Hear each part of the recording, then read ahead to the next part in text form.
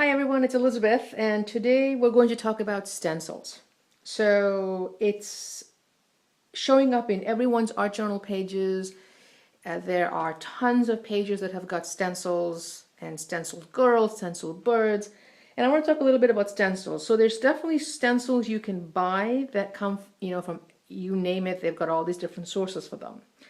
But here's my thing. I don't like having stencils that everyone else is using. I actually went into the store the other day and I saw a bunch of stencils that looked really great, but I've seen them in so many pages. I don't want my pages to look like other people's. And the thing about a stencil is it's a pretty dramatic thing on a page. So let me talk about some of the ones that you could buy that you can buy from the store that I actually use right now.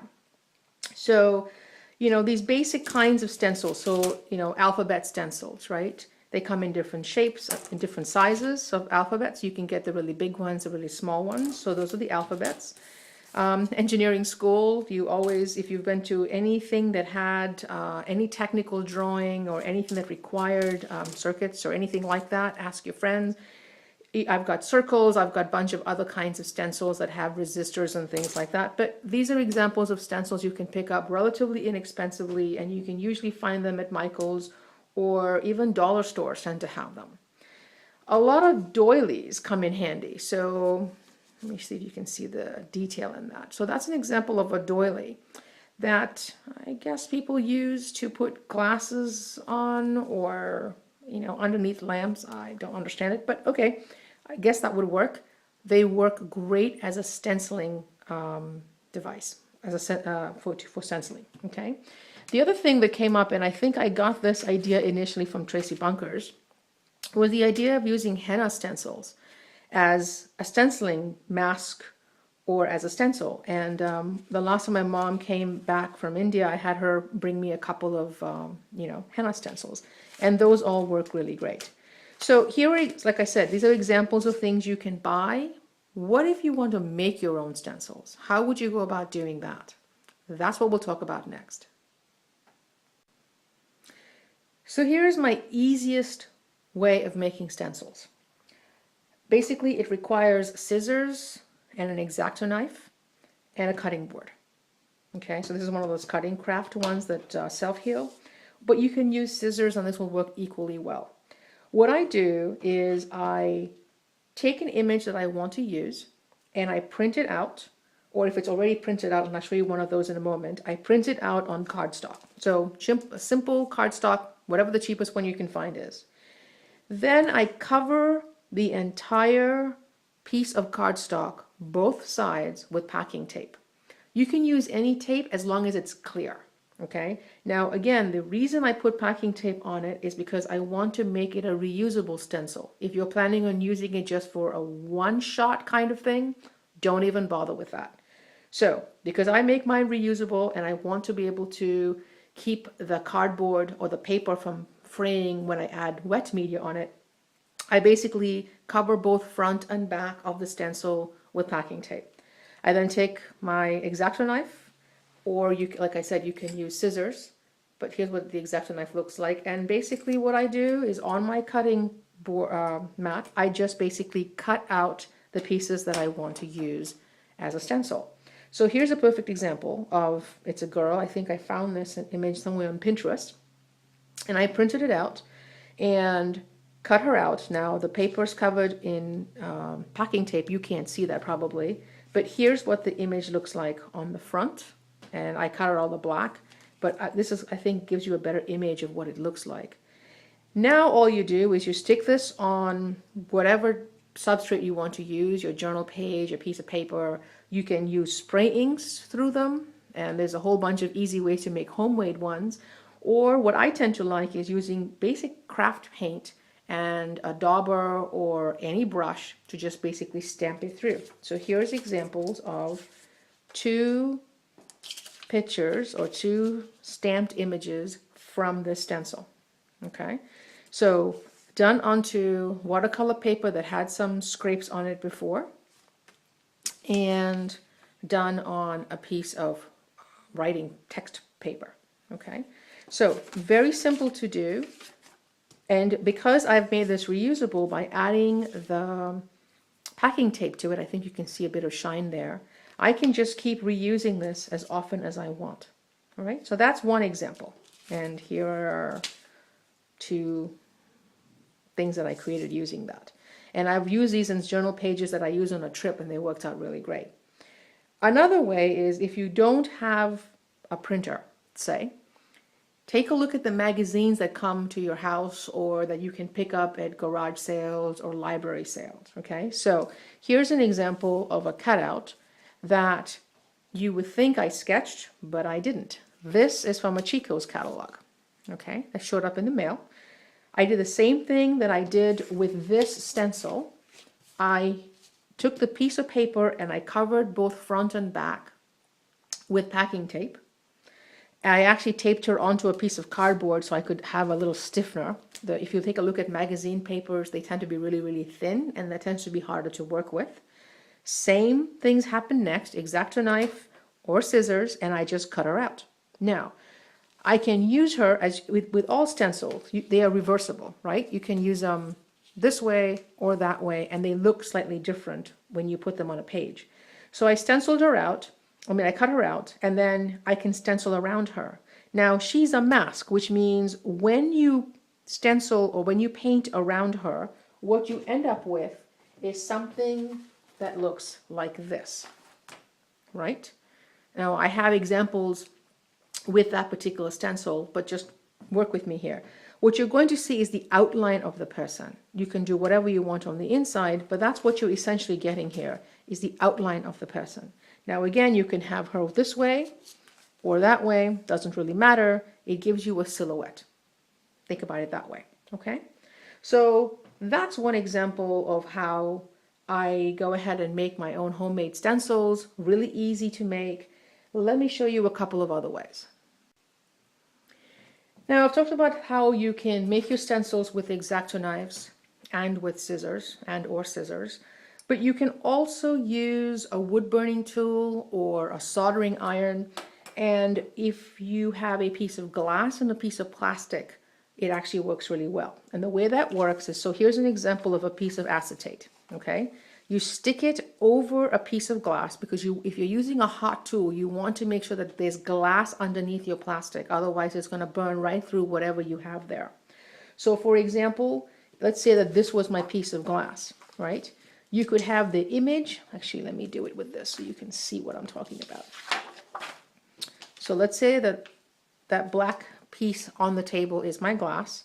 You stick an image down, you put your acetate over, see what I'm saying? And then you can basically cut it out with your wood burning tool.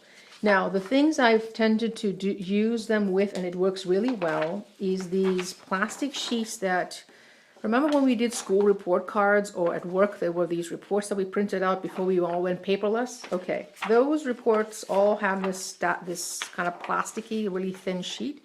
It works really well for cutting, either with a stencil or with one of these heat tools. Transparencies work really well as well. I think I'm down to my last couple of these from a leftover project, so I'm going to have to go find some more. You can pick that up at Staples or, eBay and stuff like that. And I happen to have some acetate for some art project. I think it was a card making project.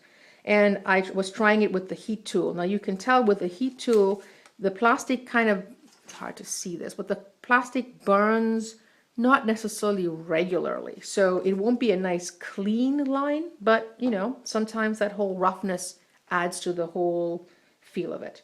So here's what I did. I basically used one of these plastic sheets.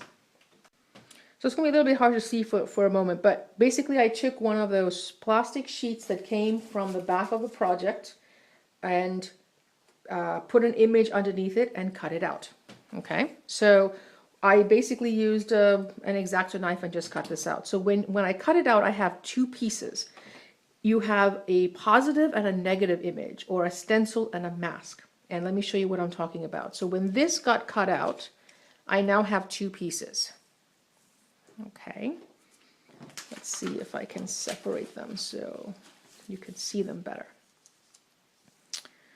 So if you can see this dancer, She's the mask. That's the stencil, right? So when you use spray inks, or I use basically the cheapest craft paint I have, when you dab it on, you're going to basically, if you do with this one, you're going to get the inside of the dancer. If you do this one, the dancer is going to be clear on the inside and you'll have the background. Let me show you what I'm talking about. So you can look at a previous video that I put on YouTube that talks about these journals and the single signature and how I make them. But here's what you're going to get. So on this particular page, this is watercolor paper. I basically took some acrylic craft paint in a couple of colors, kind of in the same color groups so I wouldn't get mud. I watered them down, and I mean water them down. So basically it's a ratio of 6:1. It's really, really watered down acrylic paint, and I just sprayed it all over this page, right? There was nothing here, just basically put the paint down, put a lot of water, had everything move around, dabbed some up with a kitchen roll or paper towel, and then kind of had this background. Then what I did was I took the mask, okay? So I took the mask, and so here's my mask of my dancer, right?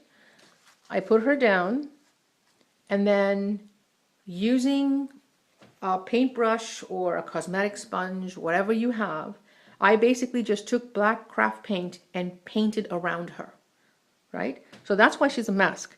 When you pick her up, what you're left with is a mask of what was behind, right? So if you think about it, if I put a square posted piece of paper there, and I painted around it and I lifted up that post-it, what's left behind is the mask. You're going to see what the paper looked like before. So here's what she was like when I was painting. I lifted her up, and that's what I was left with, the background. So you can see from the background all the colors of paint that were there. Then for this side, I wanted her reverse image, right? I'm playing with the whole idea of dark and light.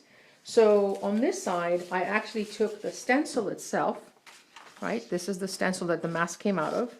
I laid her down, and then again, using my paintbrush and some cheap black craft paint, I just painted the inside of her.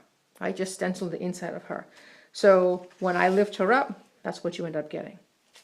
So that's a simple example of, again, using supplies that you make that look like your work as opposed to everybody else's. See what I'm saying? I don't like the fact that so many of the stencils that I see on art journal pages out there look like everybody else's. Yes, how they use them is completely different, but I prefer having something that's unique to me. And I would really urge you to try that. It's so easy to make your own stencils. And really, when you're using paper and a pair of scissors, how expensive can it be? And how hard can it be? If you remember back in kindergarten when we all made those snowflakes or paper chains, paper doll chains with cutting scissors patterns out of paper, try it, you'll be surprised what you find. Now again, as I said earlier, I tend not to waste ink or paint when I'm playing in my journals. So I tried actually using that stencil in various ways. So here's an example where I basically sketched the outline of the dancer and then did some doodling on the inside.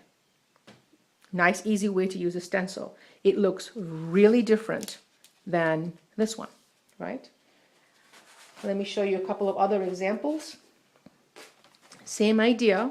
I wanted to have kind of the dancer on 2 pages. I'm using the same supply paint. So when I did this particular page, I did this one at the same time, right? While you have your supplies out and things are dirty, might as well do it again. So same idea. I'm using the stencil to basically stencil her out. This came from that henna stencil I talked about earlier. And then you can see some alphabet letters there. They come from the alphabet the alphabet stencils that I just basically stamped paint through. So this idea, same thing here. I was making this page, the henna stencils. You can see the circle stencil back there. You can see the alphabet stencil back here and in a couple of other places. And, exact same stencil. So really different looks depending on how you decide to use a stencil. But again, you can use it as a regular stencil, as I've done here, or use it, you know, as a mask to kind of do some doodling on the inside. Again, reusing the same stencil multiple ways, not letting your paint just go down the trash, reusing the paint. Like I said, these 2 pages I created exactly at the same time because I had the paints out anyway and I was just using them. That hand stencil was dirty. I said, hey, might as well use it on the other one and see how it works. Now here's a really fun thing. I've also, I do a lot of cleanup with deli paper. So this one is a light wax paper. It's not exactly the dry wax, but it works really well to just basically dab up extra paint as I'm playing with it. And one of the things that I found is it's really transparent, right? So for example, if I stick a piece of music sheet underneath it and stick that on top, you can kind of, in places, I don't know if you can see it, but you can kind of see the music come through. Now, look what happens when I put my stencil on top of that, right? A piece of artwork that took basically nothing on my part other than sticking 3 sheets of paper one on top of the other. So play with stencils, try making your own, see how easy and fun and addictive this is. I've got quite a few of these going, and they're fun and unique to your particular pages. I'd love to see how you play with them. If you'd like to share, please send me a link so I can take a look. If you have any questions about anything I've talked about here today, please leave a question or comment in the comment section. And take a look at my YouTube channel or my blog for other ideas of how I make journals, how I use them, you know, pros and cons of using different kinds of material. Thank you so much for watching, and I'll talk to you soon. Bye.